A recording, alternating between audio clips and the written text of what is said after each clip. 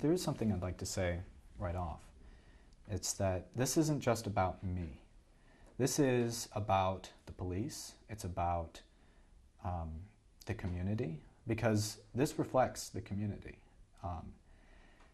If somebody, I'll get to this later, about what they say probable cause, but they never say what it is. And let me tell you, there is no probable cause. There is no evidence. It's what somebody thought they saw. It was a misinterpretation.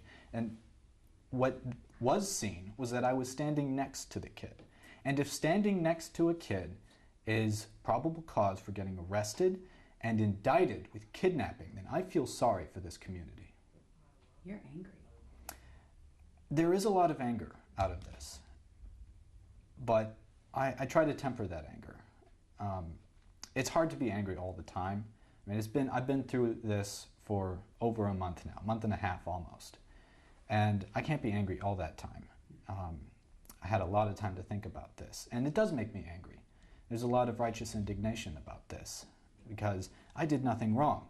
I saw a kid unattended. I went up to him, see if he was okay. I asked him, "Where's your mommy? Are you okay? Where are you going?" etc. I was in his presence for less than a minute, and out of this seemingly random, inconsequential event, all of this happened and my reputation is destroyed. Do you think that you were profiled because of how you were dressed? Or I was absolutely profiled because of the way I was dressed. Long coat, I looked the part. People thought, you know, he looks shady, he's suspicious. I was dressed the part in their eyes as, the villain. Why were you wearing a long coat? When I left my house that morning, it takes me a while. I live way out in the hills. It takes me a while to get here. Out there where I live, at that time, it was a little cold. Now, I'm an Eagle Scout. I'm an Eagle Scout, and I wanted to wear my uniform to this event. It was a Boy Scout event. I was invited there, and I couldn't find my uniform because I'd moved here recently, and everything's in boxes, and I couldn't find my uniform, so I just put on the coat because it was a little cold. It's my nice coat. It looks kind of like a trench coat from a distance. It's that style, but it's not a trench coat. It's my nice city coat, designer coat, wool collar, silk lined, and all that. But that wasn't noticed. People thought, trench coat, stranger, next to the kid. They jumped to a conclusion. The news release that was sent out said the child was lured. They used that terminology. Many of the media reports said there were hero police officers and hero, witnesses. Do you feel like you were, from the beginning, being cast or characterized unfairly? Absolutely. I was cast in a dark, unfair light. The story was sensationalized right at the beginning. People, I understand. Let me make something very clear. I'm not upset at the suspicion.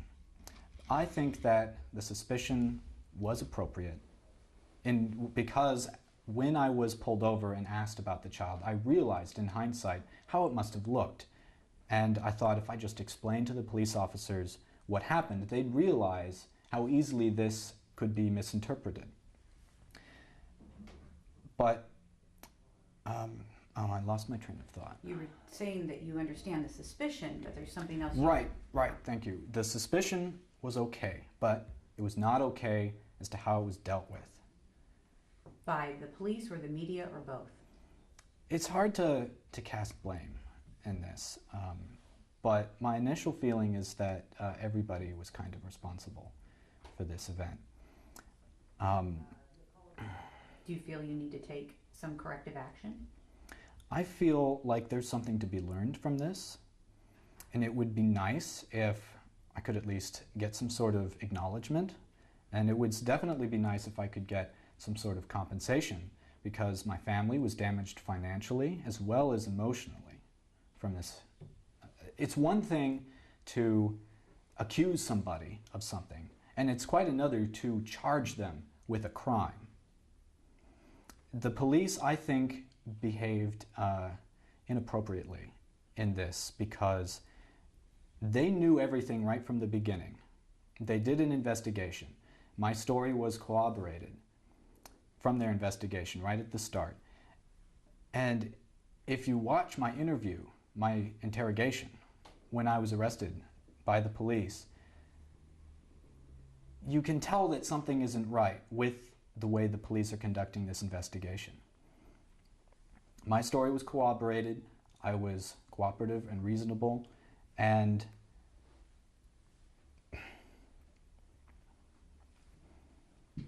the district attorney, Patty Perlow, said to me they did a reenactment and compared your statements and then the witness statements. And she said it could be seen from either way. And she didn't say you were innocent. She said they couldn't prove your guilt. Does that leave you feeling like this could come back to haunt you, or that there will always be doubt? I fear that there will always be doubt. I feel like it hurts me because I wanted to become involved in the community. I want to help generate community. I'm a big believer in the power of community. And now I have been shunned. From being accused of a crime, I am now an outcast and viewed suspiciously. And that is a big fear of mine, that it will always haunt me.